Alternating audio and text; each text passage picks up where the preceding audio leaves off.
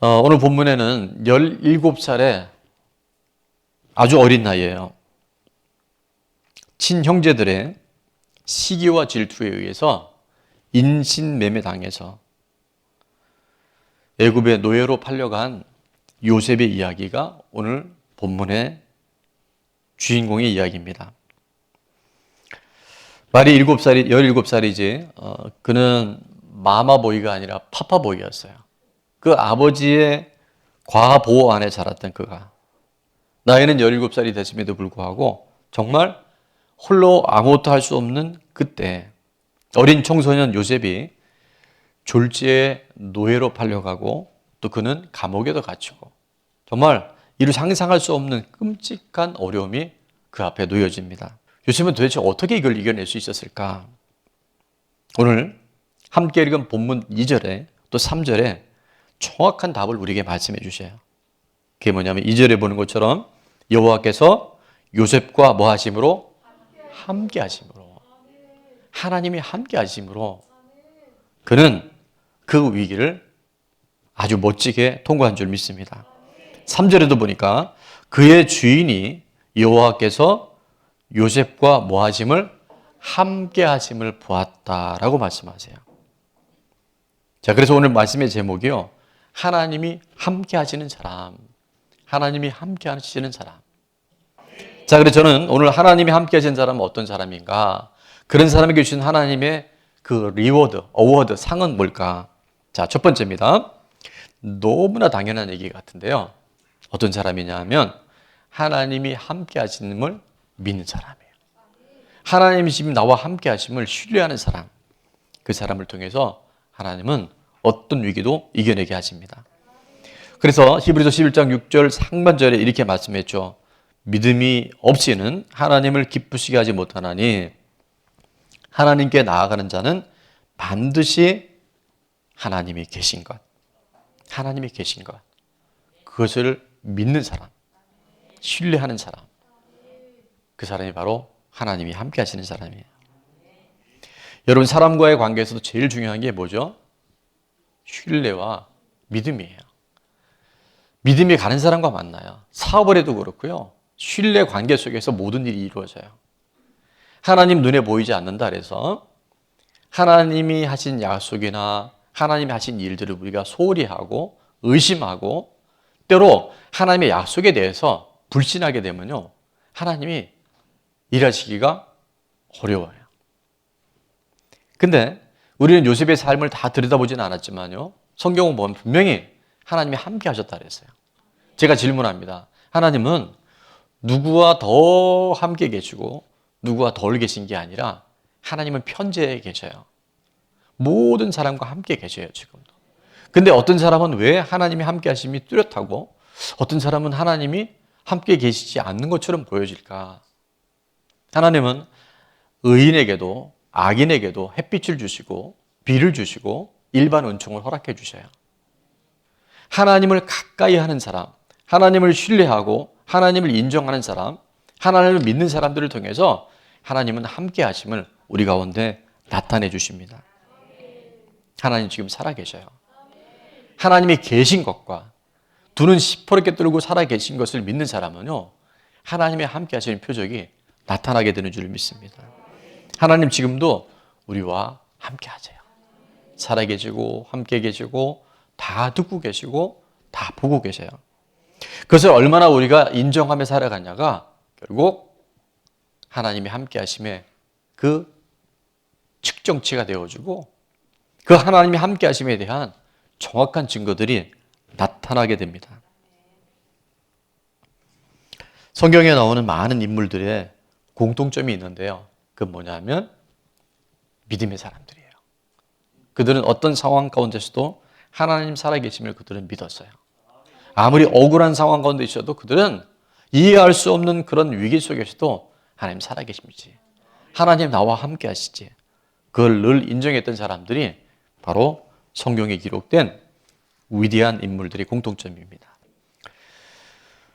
저희가 함께 읽었던 그 필독서가 여러 권이 있었는데 하나님의 임재 연습이라고 하는 책을 못 읽으신 분들은 꼭 한번 읽어보세요. 그 책의 주인공 로렌스 형제라고 있어요. 브라더 로렌스라고 하는. 이 로렌스 형제는 원래는 수도사가 되기를 원했어요. 근데 전쟁터에 나갔다가 다리에 부상을 입고 이제 장애인이 됩니다. 그래서 정식 수도사가 되지 못하고 그런 그 수도원에 요리사로 들어가요. 주방에 가서 일을 합니다. 근데 그 일들이 참 허드렛 일이잖아요. 매일 물 떠와야 되고 이 보행이 불편해서 그 물통을 굴리는 것이 굉장히 어려웠대요. 그리고 주방에서 일을 하다 보니까 더운 여름날에는 그 불을 떼는데 온도가 40도가 넘어가는 적이 있었대요. 그런데 매일 밥하고 물 떠오고 설거지하는 그가 기도에 전념하고 성경을 읽는 수도사들보다 더 하나님의 임재가 뚜렷하게 나타났답니다. 그의 얼굴에는 항상 평안이 있었고 그를 만나는 사람들에게 소망의 빛을 전달해 주는 사람이 바로 로렌스 형제였대요. 그래서 그의 소문이 나기 시작했어요. 다른 곳에 있는 수도사들과 수도원의 원장들이 이 로렌스 형제를 찾아옵니다. 그리고 물어봤어요. 형제님은 어떻게 이렇게 많은 사람들이 기도에 전념하고 말씀 묵상하는 사람보다 더 삶 가운데 하나님의 임재가 나타납니까? 그렇게 물어봤을 때 로렌스 형제는 이렇게 답을 합니다. 뭐로 답한지 아세요? 하나님이 여기 계시다고 믿으니 정말 계시더군요. 하나님이 여기 계시다고 내가 인정하고 나니까 정말 하나님이 계시더군요. 그는 매일의 삶을 통해서 예배드리고 삶을 통해서 하나님 앞에 삶을 살아낸 줄로 믿습니다. 성경에 하나님 마음에 딱 맞는 자는 사람이 있었어요. 하나님 마음에 든 사람이 누구냐면 다윗이었어요. 다윗은 정말 상상을 초월하는 많은 과정들의 어려움이 있었지만 다윗의 압권적인 시편이 뭐냐면 시편 23편에 이렇게 고백했죠. 1절에 여호와는 나의 목자시니. 여러분, 여호와가 나의 목자시면 내가 누구인지를 알아야 돼요. 나는 누굴까요? 나는 양이에요. 양은 목자를 따르고 양은 목자의 음성을 듣고 양은 목자의 그 부름에 반응하는 게 양이에요. 여호와가 나의 목자시니 내 인생은 내가 주인이 아니라 하나님이 주인이니 분명함이 뭐가 없다? 부족함이 없으리로다. 그런데 다윗의 삶을 우리가 아는 것처럼 그의 삶에 부족함이 없었을까요? 아니요. 많은 부족함이 있었어요. 그런데 다윗은 그걸 믿음으로 돌파해버려요. 자, 하나님의 마음에 합했고 여호와가 나의 목자로 고백했던 다윗이었지만 그의 삶에도 뭐가 오냐면요. 아까 말씀드린 것처럼 이런 죽음의 위기가 옵니다. 4절 말씀해 보니까 시편 23편 4절에 보니까 이렇게 말씀하죠. 내가 무슨 골짜기를? 이게 죽음의 골짜기예요. 죽음이 더 이상 나는 살 소망이 없다 할 만큼 죽음의 골짜기를 지금 다님에도 불구하고 뭐를 두려워하지 않아요? 해를 두려워하지 않아요. 여러분, 우리가 하나님이 나의 목자시고 주인이라고 인정해도요, 죽을 고비와 위기들이, 골짜기들이 우리를 공격할 때가 있다 없다 있어요. 우리 코로나 때가 그랬고 지금의 이 위기들이 그렇게 보여줄 수 있어요. 그러나 뭐 하지 않냐면 해를 두려워하지 않을 수 있어요. 죽음에 또 질병에 실패에 재정에 관계 단절에 모든 두려움은 예수 그리스도 이름 앞에 떠나갈지어다. 두려움이 떠나가야 돼요. 불안이 떠나가야 돼요. 해를 두려워하지 않을 것은 주께서 뭐 하기 때문에 4절 한 번만 더 띄워주세요. 나와 함께 하심이라. 이래서 다윗이 위대한 거예요.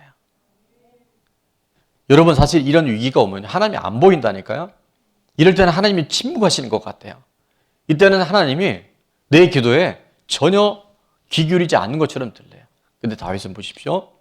내가 사망의 엄침한 골짜기를 가지고 있는데 그럼에도 불구하고 내가 두려워하지 않을 수 있는 것은 그 어떤 해악도 내가 불안해하지 않고 두려워하지 않을 수 있는 것은 누가? 하나님이, 주님이 나와 함께 하심이라. 그리고 그게 보여져요. 하나님의 막대기와 지팡이가 나를 안전하게 보호하신다는 것. 어떤 죽음의 공포도 하나님 안에 있는 자에게, 하나님의 함께 하시는 자에게 떠나갔음을 선포합니다. 그래서 그는 시편 16편 8절 우리가 너무나 많이 암송하고 너무나 많이 선포했는데 이렇게 얘기하죠. 내가 여호와를 항상 내 앞에 모시며. 여러분, 이게 중요한 거예요. 하나님 살아계심을 여러분 인정해 드리세요. 신뢰하세요. 그가 나의 오른쪽에 계심으로 내가 뭐하지 않냐면요, 상황이 흔들리지 않아요. 이 퍼머크레이스 앞에서도 요동하지 않아요. 이게 정말 믿음의 사람이라는 거예요. 그래서 주신 부가적인 은혜가 뭐냐면 9절에 보니까 이러므로 나의 마음이 기쁘고 내 영도 즐거워하며 그리고 내 육체도 안전히 살리니.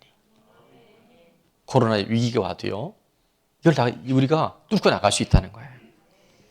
11절에 보니까 주께서 생명의 길을 내게 보이시리니 주의 앞에는 충만한 기쁨이 있고 그 다음에 주의 오른쪽에는요, 그냥 즐거움이 아니라 어떤 즐거움이에요? 영원한 즐거움이 있나이다. 보게 될지어다. 영원한 즐거움이 있다는 것이요, 띄어져야 돼요. 열어주셔야 돼요. 항상 하나님을 내 앞에 모시니까. 다윗에게는요, 사망의 음침한 골짜기인데도요, 두려워하지 않을 수 있고 하나님의 손이, 주님의 지팡이가, 막대기가 나를 보호해 주시고 이끌어 가심을 그는 확신하게 된 줄로 믿습니다. 자, 하나님이 함께 하시는 사람, 어떤 복을 주시는지 두 번째입니다. 그는 형통한 자가 되어 복의 통로가 됩니다. 하나님이 함께 하시는 사람이 형통한 사람이고요, 그 사람의 그 형통함은 개인에게 머물지 않고 그것이 또 다른 이웃에게 흘러갑니다. 2절 3절에 보니까 여호와께서 요셉과 함께 하심으로 그가 형통한 자가 되어 그의 주인 애굽 사람의 집에 있으니 그의 주인이 여호와께서 그와 함께 하심을 보며 또 여호와께서 그의 범사에 형통하게 하심을 보았더라. 하나님이 함께 하신 사람이 형통한 사람이에요. 여러 차례 얘기 나눴지만 우리는 훗날 요셉이 애굽의 국무총리가 되었기 때문에 형통한 사람이다, 그렇게 생각하잖아요. 아니요, 성경은 전혀 그렇게 말씀하지 않아요. 애굽이 아니라 요셉이 애굽의 노예로 팔려갔을 때, 감옥에 갇혔을 때, 억울한 상황에 지금 딱 함정에 갇혀 있음에도 불구하고 누가, 하나님이 뭐 하심으로, 함께 하심으로 그가 형통한 자가 됐다는 거예요. 하나님이 함께 하시는 사람이 형통한 사람입니다. 하나님이 함께 하시는 사람의 형통함의 열매가 맺혀져요. 그러니까 형통하려고 노력하지 마시고요, 하나님이 함께 하시는 사람이 되어보세요. 내가 여호와를 항상 내 앞에 모시는 사람이 되어보세요. 하나님이 여기 계시다라고 한번 여러분께서 선포해 보세요. 인정해 보세요. 그러면 내 삶에 하나님의 회복의 역사들, 넘어졌다가도 다시 일어날 수 있는 회복 탄력의 역사들이 내 안에서 샘솟듯 솟아나는 것을 우리는 경험할 수 있게 됩니다. 믿음은요, 주님을 바라보는 거예요. 주님이 살아계심을, 주님이 함께 하심을 바라보기 시작할 때 희한하게 나에게 능력이 나가는 게 아니에요. 요셉이 대단한 게 아니에요. 다윗이 대단한 게 아니에요. 하나님이 대단한 분이에요. 하나님을 향하여 우리의 믿음의 눈을 열기 시작할 때 주인은 오는데, 위기는 오는데 우린 그것을 이겨낼 수 있는 은혜를 닮게 되어져요. 여러분, 이 싸움입니다. 이 싸움에서 우리가 밀리면 안 돼요. 능력의 힘이 큰 것이 나에게 있지 않아요. 하나님이 살아계심을 인정해 드릴 때 하나님의 능력이 내게 머물러요. 그분의 생명이 나에게 흘러들어와요.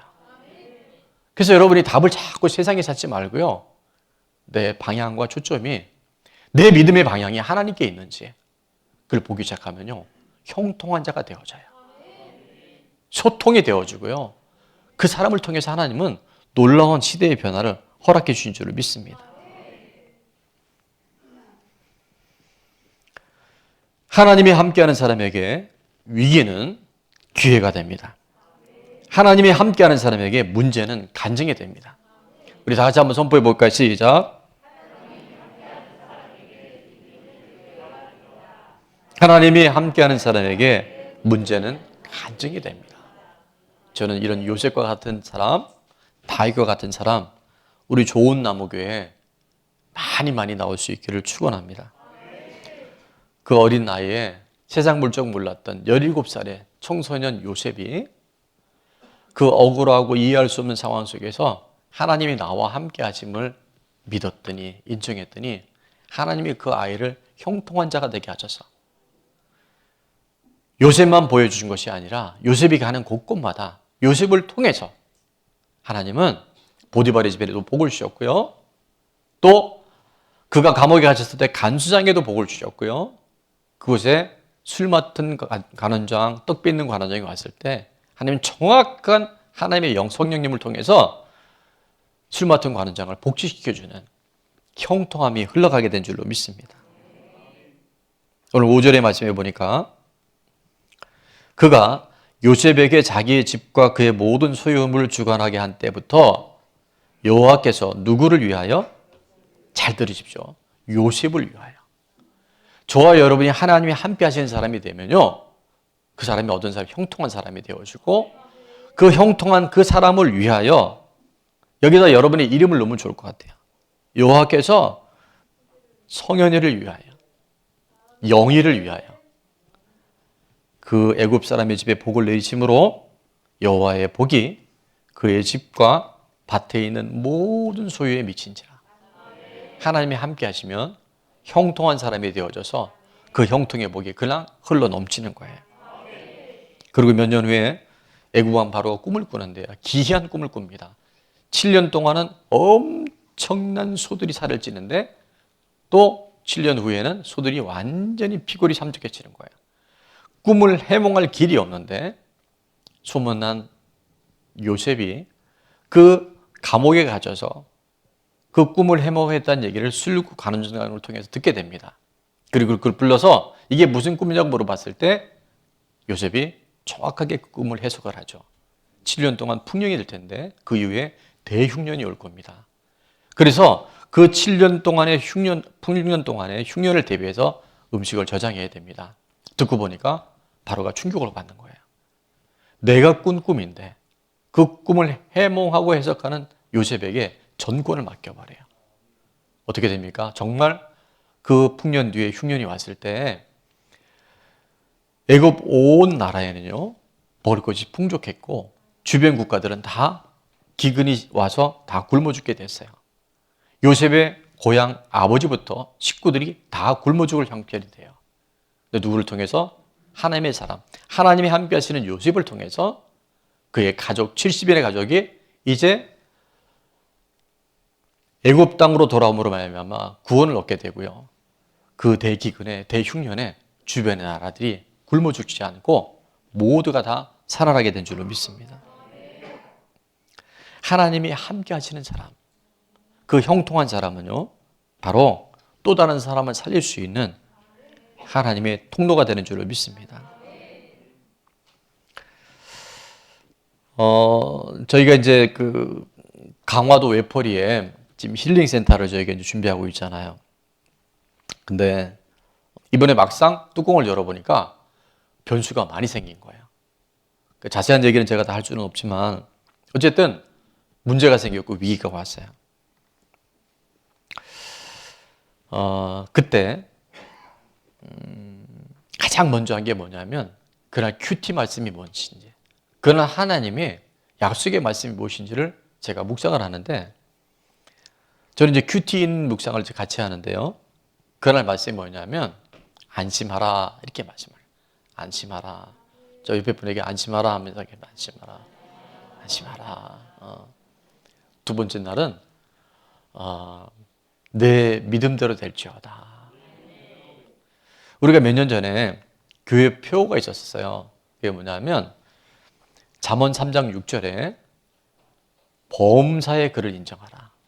모든 일에 그를 인정하라.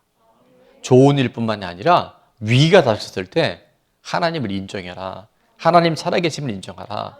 너의 인생의 주인이 누군지를 분명히 인정해라. 그렇게 하면 뭐 하신다고요? 내 길을 지도하여 주시리라. 약속해 주셨잖아요.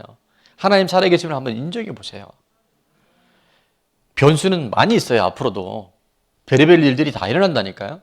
근데 그때마다 하나님을 인정하고 주인을 분명히 하면요, 하나님께서 우리의 가는 모든 길들을 지도해 주신다는 거예요.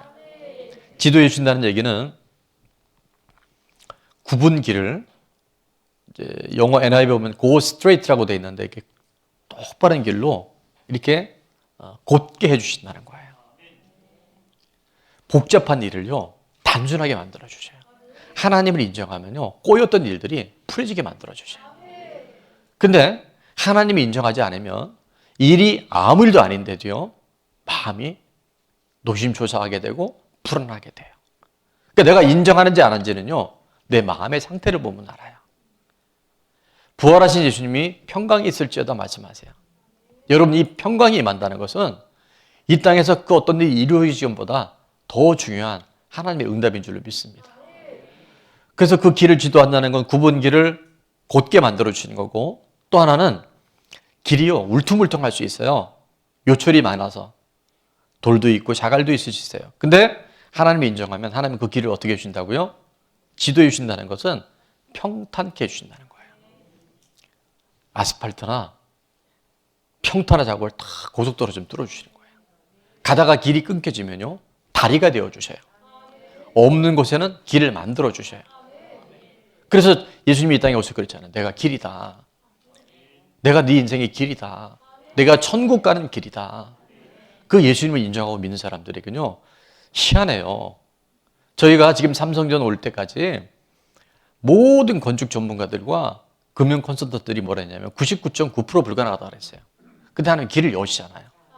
저는 강화 웨프리의 힐링센터, 우리 다음 세대와 우리 연로하신 어른들이 마지막 황혼과 임종을 맞는 최고의 그곳에 하나님의 공간이 될 줄을 믿습니다. 과정은 있죠. 지금 글로벌 경기 침체에 들어갔다니까요. 금리는 올라가고요. 누구도 예상 못한 그런 시대들이 오고 있는데, 요셉 때는 안 그랬겠습니까? 다윗은 안 그랬겠습니까? 우리 인생에요, 별의별 일들이 다 있지만 하나님은 범사에 하나님 인정하는 사람을 통해서 길을 열어주시고 길이 되어주시고 우리 삶에 계속 갈 수 있도록 우리에게 능력을 더하신 줄 믿습니다.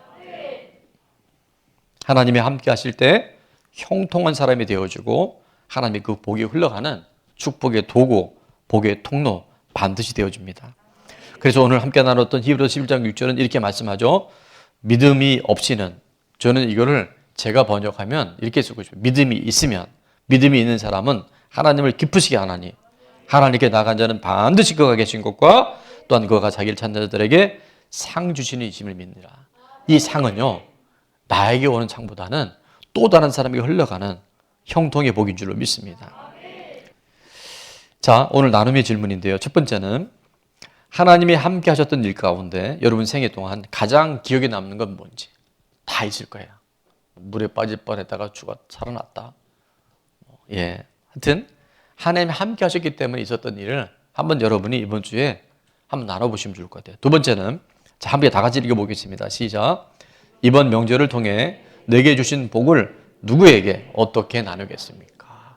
여러분이 정말 하나님이 함께 하시면요, 그냥 그게 형통이에요. 그리고 여러분이 가진 게 있든 없든, 아까 우리 찬양에도 나오잖아요. 지금 내 상황과 없이 예수 그리스도로 말미암아 그 충만함이 반드시 흘러갑니다. 그러나 그럼에도 불구하고 요셉과 같이 하나님 함께 하심으로 그 복이 흘러가는 형통자들 다 된 줄로 믿습니다.